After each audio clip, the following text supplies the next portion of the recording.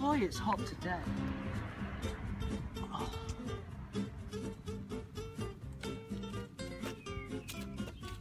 Oh, it's Chris. Hi, Chris. I think I got sunstroke, guys. Damn it, global warming. Oh jeez, CO2 emissions are going so quickly. Alright. Global warming? That doesn't exist. Well,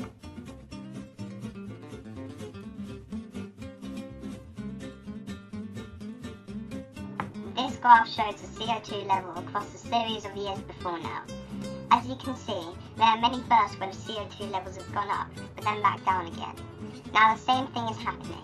The CO2 levels are rising, but the reason why scientists are so worried is that it is going much higher than usual, and they are beginning to wonder if the carbon dioxide levels will go back down again. I trust this graph because it is sourced by NASA. Their sole purpose is to provide accurate information, where the newspaper might be biased to get a hit story. However, why should you care if the CO2 levels are rising? You should care because the more CO2 there is in the atmosphere, the hotter it gets. This graph shows how the temperature has risen from 1880 to now. This proves how it links to the CO2 level. I believe this graph is accurate because firstly, like the previous graph, it is sourced by NASA, but also it shows a variety of research teams' data. They all look very similar. Based on this graph, if you were sunbathing in the past, you might look like this guy. This is the life. I'm going to sunbathe for a bit. As you can see, this boy has started sunbathing, and because it is a reasonable temperature, he is decently comfortable.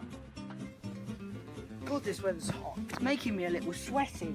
However, in the present, it is too hot for Chris, and he has sweated all over his shirt. Because the temperature is rising, it is melting a lot of the ice around the world. This graph shows that the sea level has risen almost 200 millimeters since 1870. This graph should be reliable because a scientist called Dr. Albert Lehman has spent his whole life at NASA analysing the sea level. Here is a representation of what could happen to an island near you.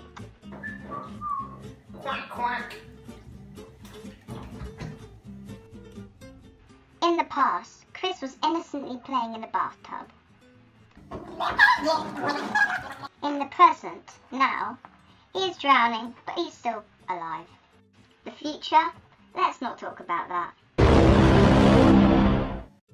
The reason this is happening is because all the CO2 is getting caught in the atmosphere and making it thicker.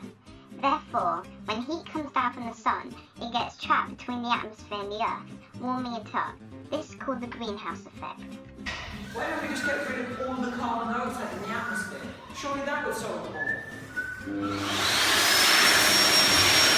Because, Chris, the CO2 in the atmosphere is the only thing making sure the heat doesn't escape from the earth. The Earth's average temperature would be minus 50 degrees Celsius. You're probably gonna like this knob. Jeez, it's cold. Anyway, if you want to prevent global warming, you can try and decrease your carbon footprint. To calculate it, you can use an online questionnaire and it will tell you what it is. If you want to reduce it, then you can do simple things like walking to school, turning your lights off, or if you're Chris, skateboard everywhere. I love being here. It's really good for the environment. And it makes me have a really small carbon footprint. My new car is also really green. Look at it.